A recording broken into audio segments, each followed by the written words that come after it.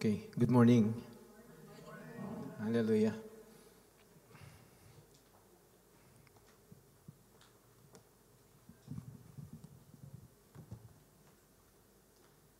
So,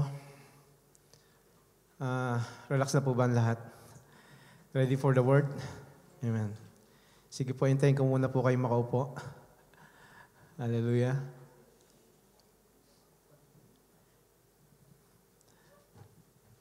Hello, pakitanggal po yung echo.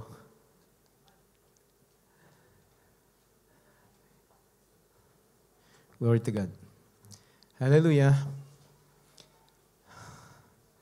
2 Corinthians 5:17. If anyone is in Christ, he is a new creation. Amen. So the old has gone and the new has come. So, sabi ng 2 Corinthians 5:17 ay, ang sino daw pong nakipag-isa kay Kristo ay isa na ang bagong nilalang. Okay? At wala na raw po sa kanya yung dating pagkatao. So, amen. Tayong lahat dito ay nakipag-isa na kay Kristo. Amen po ba? Amen. Amen. Sagot po tayo. Amen po ba? Amen. At ang sabi daw po ng salita ng Diyos ay wala na daw po yung dating pagkatao. Amen. Tayo daw po ay bago na. Amen. So, yung pong dating pagkatao, ito po ay yung pong na ating pagkatao na mapapahamak. Okay. So, ito po yung lahi ni Adan bago po tayo tumanggap sa ating Panginoong Jesus.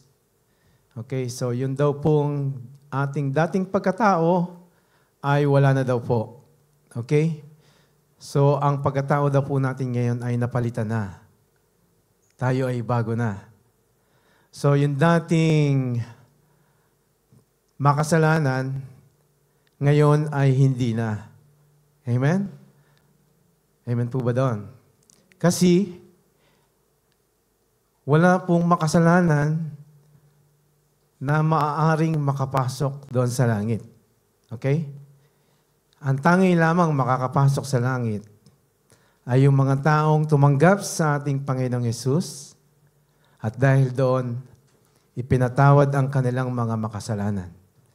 So, hindi na sila ngayon makasalanan. So, sila po ngayon ay pinaging matuwid na sa harapan ng Diyos.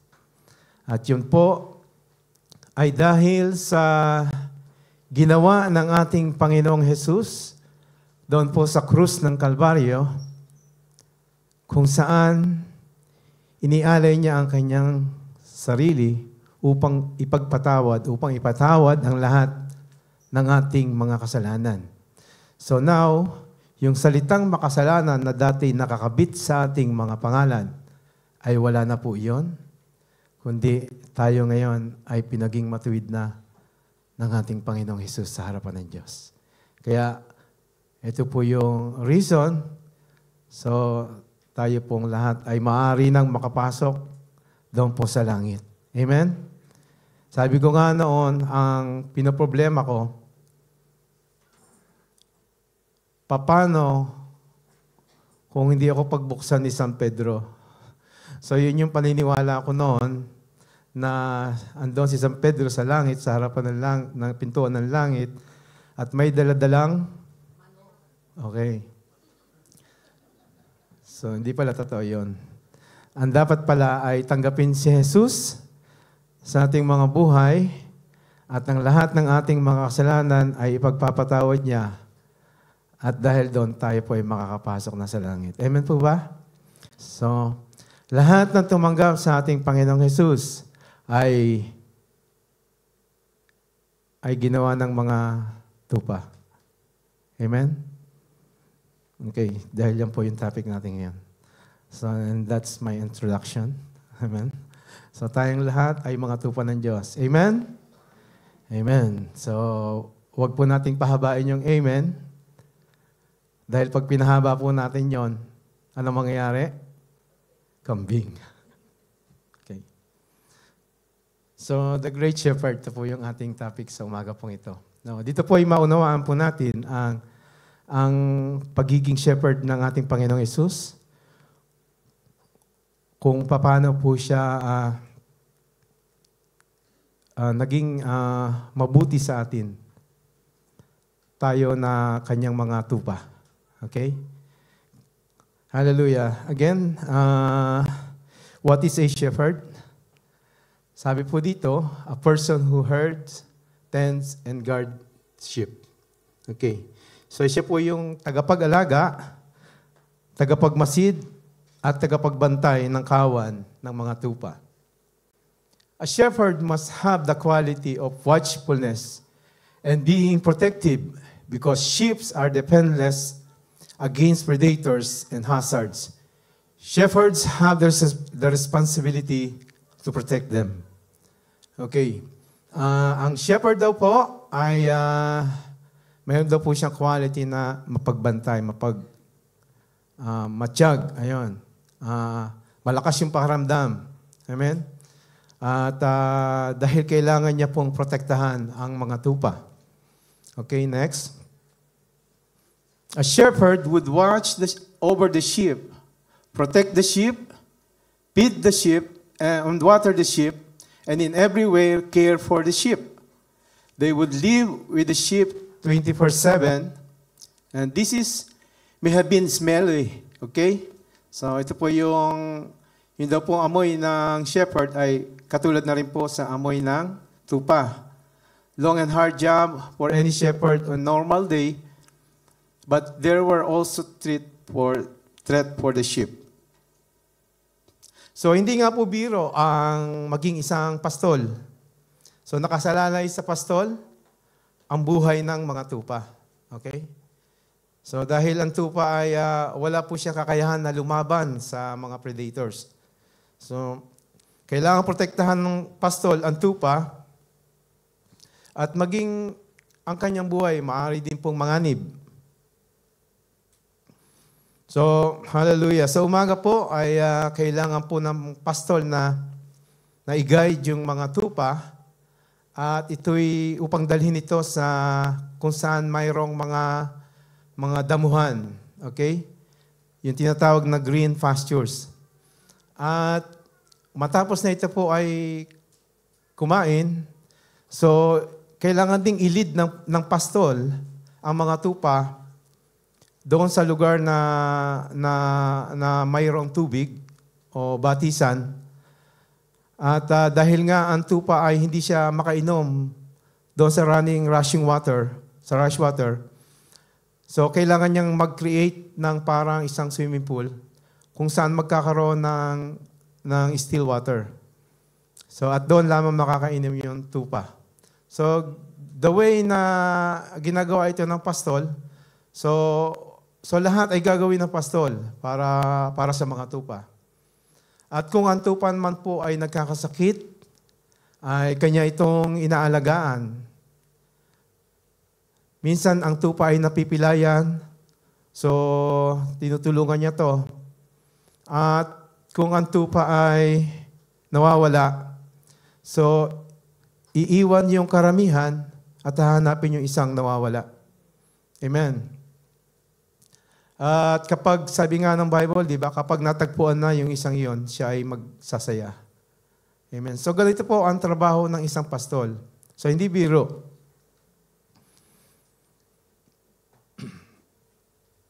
So, hallelujah.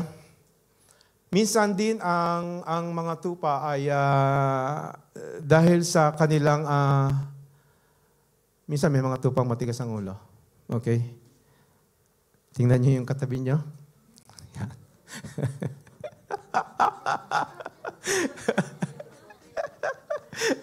Sabihin mo, magbait ka na. So, dahil doon, nagkakaroon po ng tendency na sila po ay nahuhulog sa bangin. Okay? So, kaya nga po ang pastol ay mayroon siyang dalawang hawak na staff. Yun po yung isa yung mayroong yung stop, ang tawag po doon, mayroon po siyang pangkalawit. Okay? So yun po yung ginagawa niyang pang-guide sa mga tupa. At kung ito po ay nahulog sa bangin, pwede niya rin po yung gamitin pangkalawit. Okay? So yun po yung stop. Yung rod naman na hawak niya, ito po yung kung mayroong mga oso o kaya naman ay mga leon, ay ito po yung ginagamit niya panlaban doon sa mga leon. Okay? So hindi po yung ginagamit niya sa tupa. Nagkakaintindihan po tayo. Para po yun doon sa mga predators. Okay, so mahalaga po sa isang pastol ang buhay ng kanyang mga tupa. Doon sa mga tunay na pastol. They would live with the sheep 24/7. So buong buhay nila ay nilalaan po nila sa tupa. Amen? Kahit sabihin pa na may sale dyan sa BCF, no, hindi niya intindihin yun. At siya'y maghahayag, alang-alang sa mga tupa. Amen? Hallelujah. BCC City Center. BC.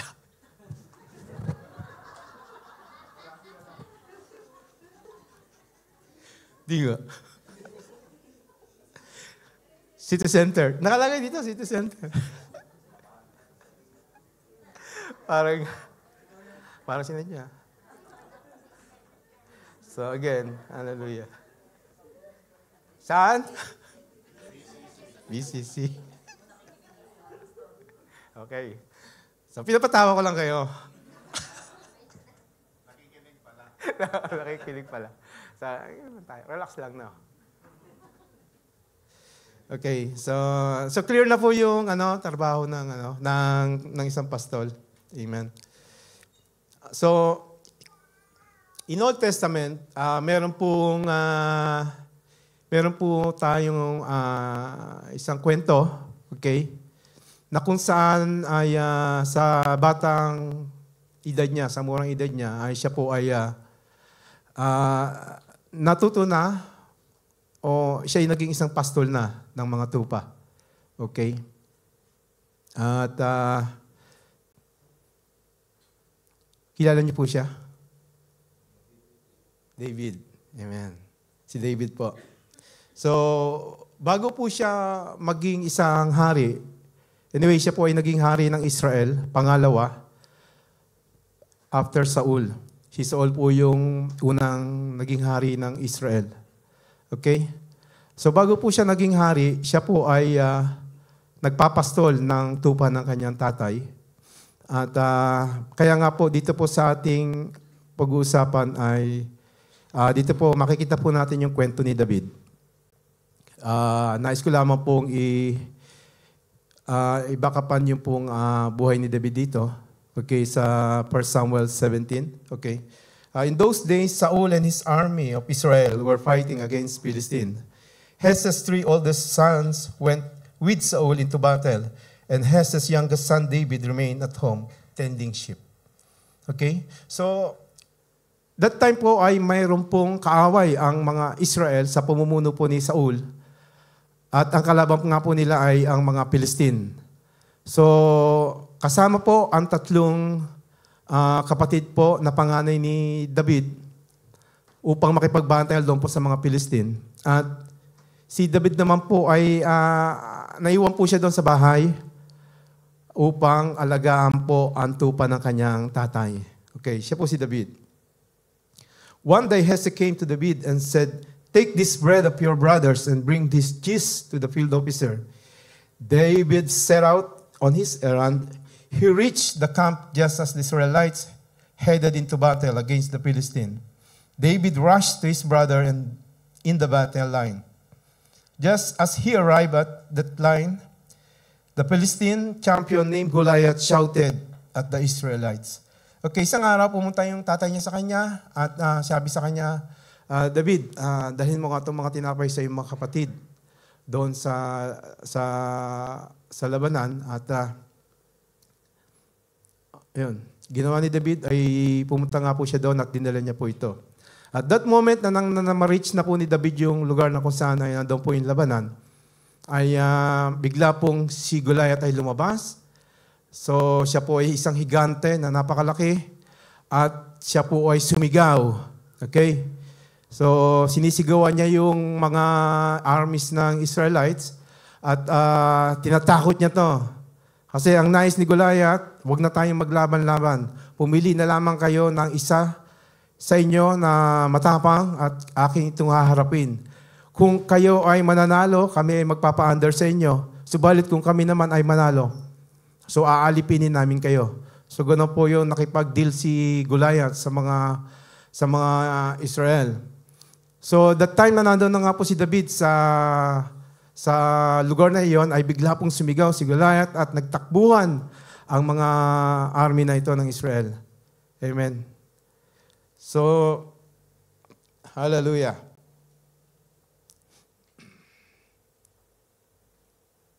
Sabi ng, when the Israelites saw this man, they retreated very much afraid. They said to David, "Do you see that man? He comes to insult Israel. If anyone should kill him, the king would give him the great wealth and his daughter." So, sabi nung isa sa nakausap ni David, kapag sino man ang makatalo dyan sa Goliath na yan, ay bibigyan ng kayamanan ng hari at ipapakasal sa kanya yung kanyang anak. Okay? So when David's brother Eliab heard him speaking with men, he grew angry with David and said, "Why did you come here? With whom you leave the sheep?" Okay, sabi ng kuya ni David, ba't ka nandito? Sabi niya, sinong iniwanan mo doon sa mga tupa? So dito po ay talagang ang tangi lamang ginagawa ni David, walang iba kundi ang mag-alaga ng tupa. "I know your arrogance and evil intent. You came here to enjoy the battle." David replied, "What I have done now, I was only talking." Saul heard that David was asking about the Philistine champion. So he sent for David. David came to Saul and said, "Do not let your majesty lose courage. I am at your service to go and fight this Philistine." So, pinatawag ni Saul si David. Nung malamang siya ay nandun at nagtatanong, at nung hinirap ni David si Saul, sabi niya, "Do not let your majesty lose courage. I am at your service to go to fight that Philistine." Saul answered David, "You cannot go against this Philistine. You are only youth. Goliath has been warrior since his youth." So in 1 Samuel 17:34, so dito po ay ipinaliwanag ni David kung ano po ang ginagawa niya, kung paano niya inaalagaan ang kanilang mga tupa. Then David said to Saul, "Your servant has been keeping his father's sheep. When a lion or bear came and carried off a sheep from the flock, I went after it, struck and rescued the sheep from his mouth. When it turned on me, I seized it by its hair, struck it, and killed it. So your servant has killed both the lion and the bear. This uncircumcised Philistine will be like one of them, because he has defied the armies of living God. The Lord who rescued me from paw of lion and the paw of bear will rescue me from that hand of this Philistine." So David picked up 5 small stones and put them in the shepherd's bag. And with his sling in his hand, he approached the Philistine. So again, nais ko lamang po ditong i-emphasize kung paano po ang buhay ni David bago po siya nakipag-battle. Okay? So David is a picture of a good shepherd. So may puso at pagmamahal po siya sa mga tupa. So according to his testimony, being a shepherd to his father's flock, so sinasabi po ni David kay Haring Saul ang kanyang karanasan bilang isang pastol ng mga tupa. Okay?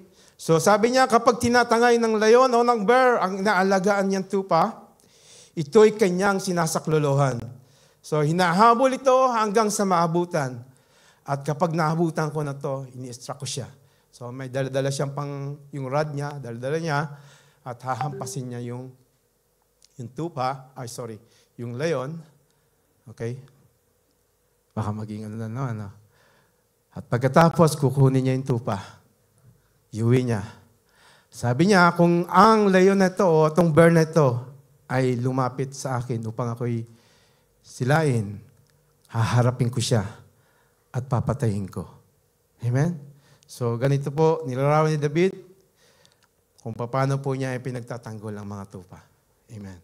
So, tinataya po ni David ang kanyang buhay alang-alang po sa kapakanan ng mga tupa. So, mahalaga kay David ang buhay ng mga tupa. Mahal ni David ang mga tupa. Kaya nga po, siya po ay larawan ng isang tunay na pastol. Amen? So hindi po siya kagaya ng ibang bayarang mga pastol. No?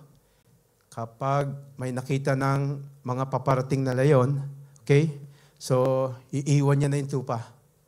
So, nauna pa siyang tumakbo doon sa mga tupa. Pinababayaan niya yung mga tupa. At yun po yung chance na yung pong mga predators ay makukuha niya yung tupa. So, kawawang mga tupa.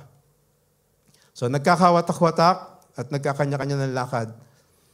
Kaya nga madali silang masisila ng mga predators. Kadahilanan po dahil pinabayaan sila ng kanilang pastol. Amen? Hallelujah. David knew the constant care needed to be a good shepherd, and thus it provided a rich metaphor for God's constant care for him. So, alam ni David kung paano ang hirap at protektahan ang mga tupa, mga kapatid. At ito po ay personal na naranasan po ni David sa ating Panginoon. Amen? Hallelujah. So, sa araw-araw na kanya pong pagpapastol, andun po ang pag-iingat ng Panginoon sa buhay niya. So, every time na kinakalaban niya, yung mga predators na ito, hindi po siya pinababayaan ng Panginoon. Okay? Hallelujah. Kung si David nga po ay hindi niya iniiwan ang mga tupa, then how much more si Lord? Hindi siya iniiwan ni Lord. Amen? Kagaya po natin na ang Panginoon po ay nangako sa atin, I will never leave you nor forsake you. So again, si David po ay hindi pinababayaan ng ating Panginoon at especially nung hinarap po niya si Goliath. Okay? In verse 37, hallelujah. And David said, the Lord who delivered me from the paw of lion and from the paw of the bear will deliver me from the hand of this Philistine. So hindi po natatakot si David na harapin si Goliath. Dahil alam niyang kasama niya ang Panginoon. So ang Panginoon na nagligtas sa akin sa kamay ng mga leon at osong ito, ay siya rin magliligtas sa akin sa kamay ng higantang ito. Amen. So hindi sa sarili niyang lakas, kundi dahil sa lakas ng Panginoon. And in verse 46, this day the Lord will deliver you into my hand, and I will strike you, take your head from you. And this day I will give the carcasses of the camp of Philistine to the birds of the air and the wild beasts of the earth, that all the earth may know that there is God in Israel. Hallelujah. Then all this assembly shall know that the Lord does not save the sword and the spear, for the battle is the Lord, and He will give you into my hand. Hallelujah. Hallelujah. Amen. Sana ganito rin tayo, no? Makikilala ng ibang nasa paligid natin. There is God in Israel, in ANCF. Amen. Amen. Hallelujah. Sana pagkatapos ng service natin ngayon ay makagaya natin yung faith ni David. Kung paano po siya nagtitiwala sa ating Diyos. Amen? Hallelujah. So napakalaki ng kanyang faith. Hallelujah. At nung hinarap niya nga po si Goliath, so hindi niya nakita kung kalakihan ni Goliath, kundi ang nakita niya yung kalakihan ng ating Diyos. Hindi niya nakita yung kung ano yung kasanayan ni Goliath, kundi ang nakita niya yung kapangyarihan ng Diyos na sasama sa kanya. Amen. Kaya wala siyang takot na hinarap si Goliath. Kaya nga po mga kapatid, anyway, alam naman po natin yung kwento, siya po ay nanalo sa pamamagitan lang ng kanyang sling. So napatumba niya si Goliath, binutol niya yung kanyang leg. Amen. Hallelujah.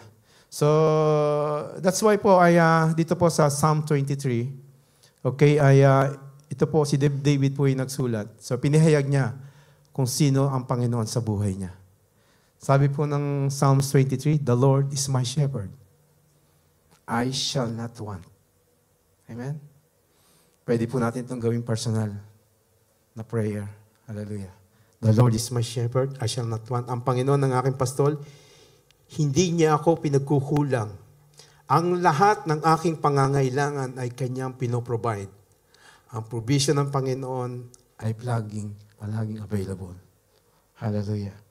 "He makes me lie down in green pastures. He leads me beside still waters. He restores my soul." So nakita po ninyo? So kung ano yung ginagawa ni David doon sa kanyang mga tupa, ayun din po yung ginagawa ng Panginoon sa buhay niya. Sabi niya, ako'y dinadala niya sa mainam na pastulan kung saan maraming damo. Amen. Hallelujah. At ako'y pinapainom niya sa tahimik na batisan at binibigyan niya ng panibagong lakas. Hallelujah. And lahat po ito ay available sa ating Panginoon. So He leads me in the paths of righteousness for His name's sake. Ako'y dinadala niya sa tamang landasin.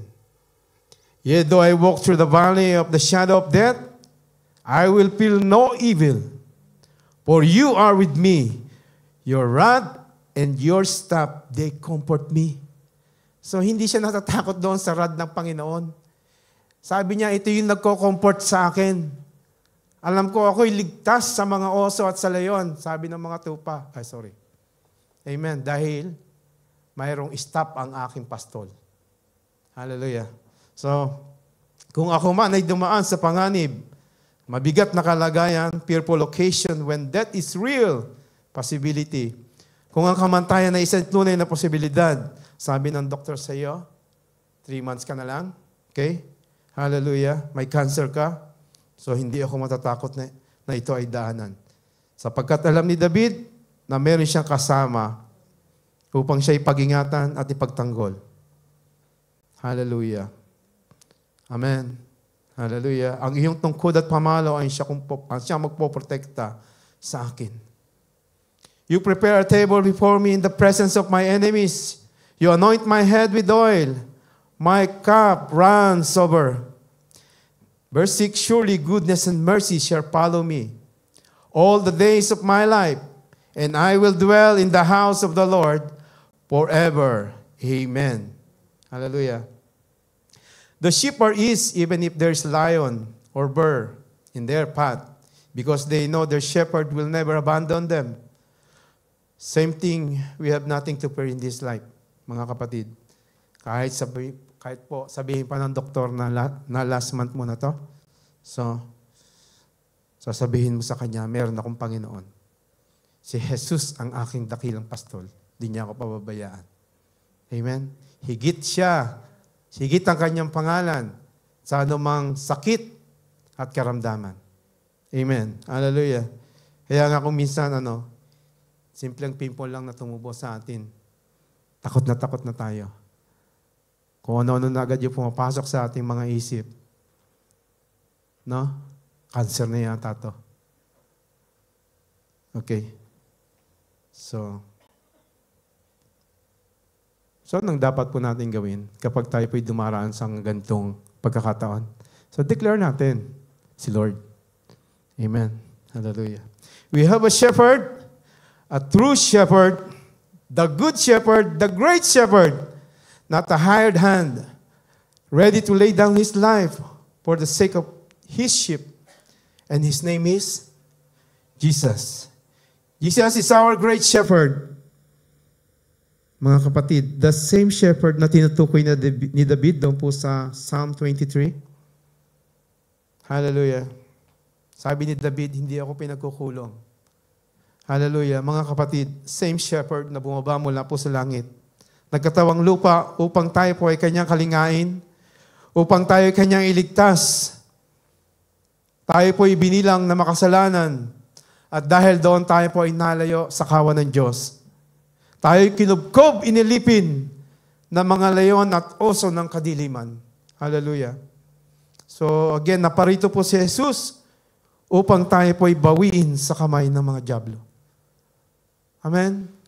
So tayo po yung oso, tayo po yung tupa na dala-dala ng oso na hinahabol ni David upang iligtas.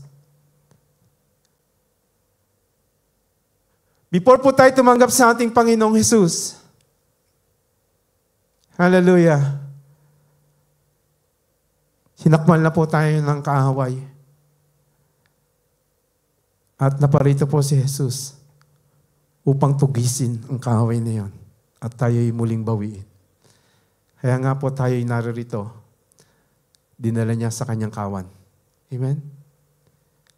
Amen? Amen. Hallelujah. So, yun po yung dating buhay natin. So, sabi po ng Isaiah 53 verse 6, tayong lahat ay tulad ng tupang naligaw, nagkanya-kanya tayo ng lakad. Naparito si Jesus, again, upang hanapin ang nawawalang tupa.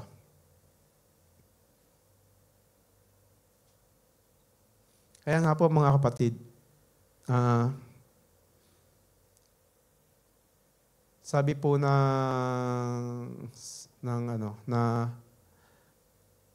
birds of the same feather flock together. Diba? So, bakit ba tayo gustong-gusto nating umaten sa church ng ating Panginoong Jesus? Amen? Dahil we are His sheep.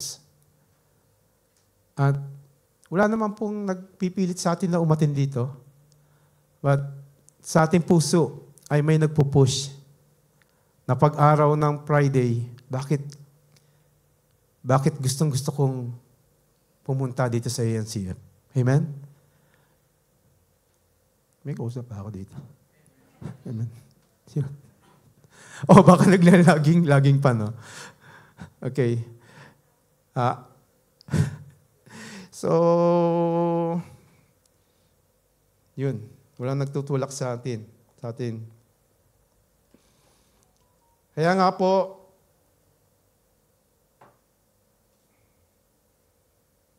share natin yung words of God.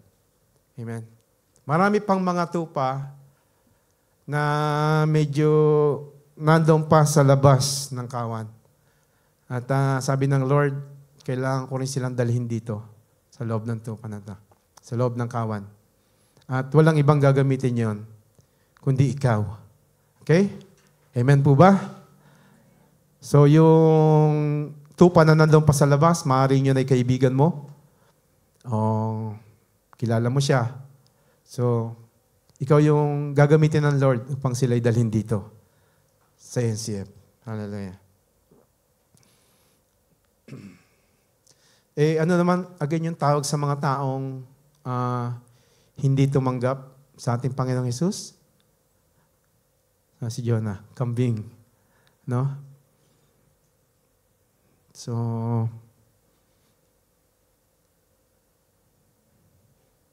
sa huli, mga kapatid, ay paghihiwalayin yung kambing at yung tupa.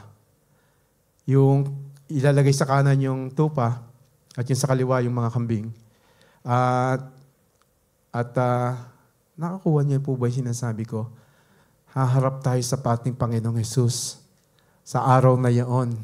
Sasabihin ng Lord, halik kayo mga tupa, aking mga tupa, pumasok kayo sa aking kaharian. Amen? Hallelujah. Ang sarap ng araw na yon na tayo ay sama-samang magtitipon doon po sa langit na bayan at doon po ay sasambahin natin ang ating Panginoong Yesus. Amen. Hallelujah. So, again, magsabi ng Amen ang lahat ng mga tupa ng Diyos. Hallelujah. So, yung mga tupa ng Diyos ay marunong sumunod sa kanyang mga pastol, sa kanyang pastol. Sabi niya, kilala niya ang tinig ng pastol, subalit yung kambing ay lagi na lang nagpapasaway. Amen? Yung kambing ng kapitbahay namin, wala naman kaming kambing noon. So, minsan sumasama ako sa kanya at paghapon na, yung kambing, kailangan ng kunin. Dadalhin doon sa kulungan. Kasi baka maulanan. So, yung kambing, grabe.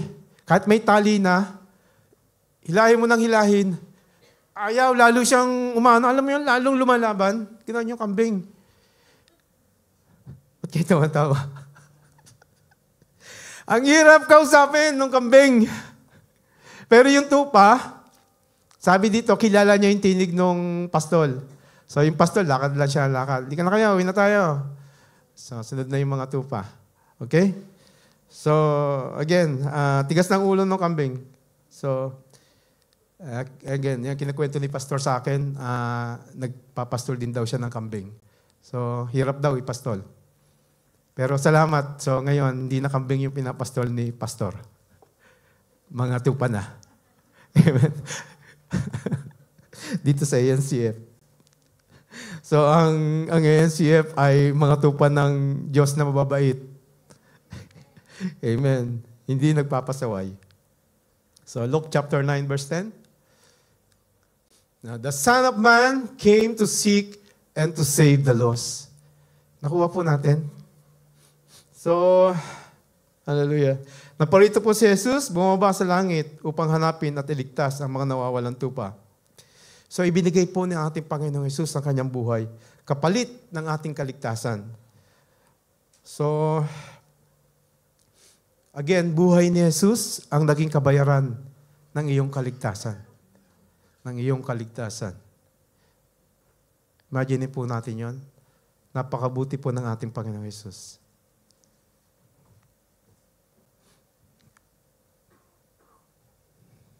John 10 verse 11. I am the good shepherd. The good shepherd sacrifices his life for the sheep. A hired hand will run when he sees a wolf coming. He will abandon the sheep because they don't belong to him. And he is not their shepherd. And so the wolf attacks them and scatters the flock. The hired hand runs away because he's working only for the money and doesn't really care about the sheep. Sabi ng Panginoong Jesus, I am the good shepherd. I know my own sheep. And they know me. Just as my Father knows me, and I know the Father. So I sacrifice my life for the sheep. Jesus sacrificed His life for you. Ayaw kanyang mapahamak. Kaya ibinigay niya ang kanyang buhay kapalit ng iyong kalayaan. So 2,000 years ago, when our Lord Jesus Christ, our good shepherd, laid down His life on the cross. So idinipo po ng ating Panginoon ang kanyang makamay at ito po ay pinako doon sa krus. Tinanggap niyo po ang lahat ng kaparusahan na dapat sanay sa atin. Lahat ng galit at puot ng Diyos sa kasalanan ay ipinataw sa katawan po ng ating Panginoong Hesus. Sa halip na tayo po ang tumanggap noon, ay siya po ang tumanggap. So sa ganitong paraan po, inalay ng Panginoong Hesus ang kanyang buhay upang tayo na kanyang mga tupa ay ganap na makalaya mula po sa kuko ng kadiliman. So again in Isaiah 53 verse 6 to 8, tayong lahat daw po ay tulad ng mga tupang naligaw at nagkanya-kanya ng lakad. Ngunit ipinataw ni Yahweh sa kanya ang kaparusahang tayo ang dapat tumanggap. Nakita po natin yon. So ipinataw po ni Yahweh sa kanya ang kaparusahang dapat tayo po ang tumanggap. Siya'y binugbog at pinahirapan, ngunit hindi kumibo kahit isang salita. So tulad ng tupang nakatakdang patayin, parang kordero na hindi tumututol kahit nagupitan at hindi umimik kahit kaunti man. Nang siya'y hulihin at hatulan upang mamatay, wala man lamang nagtanggol sa kanya, sa kanyang kalagayan. Siya ay pinatay dahil sa sala ng sangkatauhan. So, nung ang Panginoon po ay nadoon po sa krus, wala po siyang ibang iniisip kundi tayo. Dahil mahal niya tayo. So, siya ang nagbayad ng lahat ng ating kasalanan. Amen? Kaya nga po sa ating kalagayan ngayon, lahat ay ipinatawad na po ang lahat ng ating mga kasalanan. At ganap na po tayong pinalaya ng ating Panginoong Yesus sa kuko ng ang kaaway. Amen? So pinarusahan at namatay ang Panginoong Yesus, hindi dahil siya po ay nagkasala, kundi dahil sa ating mga kasalanan. So sa Kanya po ay wala pong matatagpo ang kasalanan, kahit kapiraso. In 1 John 3:5, but you know that He appeared so that He might take away our sins. And in Him is no sin. Even a small iota of sin He committed not. 1 Peter 3:18, for Christ also suffered once for sins, the righteous for the unrighteous, to bring you to God. He was put to death in the body, but made alive in the spirit. In Matthew 27:4, Judas Iscariot says, I have sinned, he said, for I have betrayed innocent blood. And in Luke 23, verse 4, so Pilate said to the chief priests and the crowd, I find no fault in this man. So again, in John 10:14, I am the good shepherd. I know my own sheep, and they know me. Just as my Father knows me, and I know the Father, so I sacrifice my life for the sheep. Amen? Hallelujah. So in John 10:10, hallelujah, the thief comes only to steal and kill and destroy. I have come that they may have life and have it to the full. Okay? Mahal ka ni Jesus. Siya ang dakilang pastol. Amen? So to God be the glory. Hallelujah. Tayo po'y manalangin. Aming Diyos, marami pong salamat sa umaga pong ito. Hallelujah. Di mo pinagkaitang yung sarili. Binigay mo po ito para sa amin na yung mga tupa. Upang kami po ay bawiin. Hallelujah. Sa kuko ng kaaway. Hallelujah. Salamat po. Salamat ng maraming Panginoon. Ikaw ang aming pastol. Ikaw ang aming mabuting pastol. Na sa pang-araw-araw naming buhay, Panginoon, ay nariyan ka. Hallelujah. Hindi ka lamang, Panginoon, at tagapagligtas na pagdating ng time ng araw na iyon ay mararanasan namin, kundi sa araw-araw naming buhay, Lord, Ikaw ay ang aming dakilang pastol. Pinoprovide mo ang lahat ng aming pangangailangan. Hallelujah. Kung kami man po ay dumadaan sa mga mapanganib na lugar o mga sitwasyon, hallelujah, kami iyong sinasamahan. Kung kami man po ay may mga kaaway, kami iyong ipinagtatanggol, Panginoon. Ikaw ang aming mabuting pastol. Ikaw ang pastol ng aming mga buhay. Marami pong salamat sa iyo sa umaga pong ito. Kaya naman, Panginoon, tanggapin mo ang lahat ng papuri at parangal kayo aming dinadakila. In Jesus' name we pray. Amen and amen. God bless us. Amen.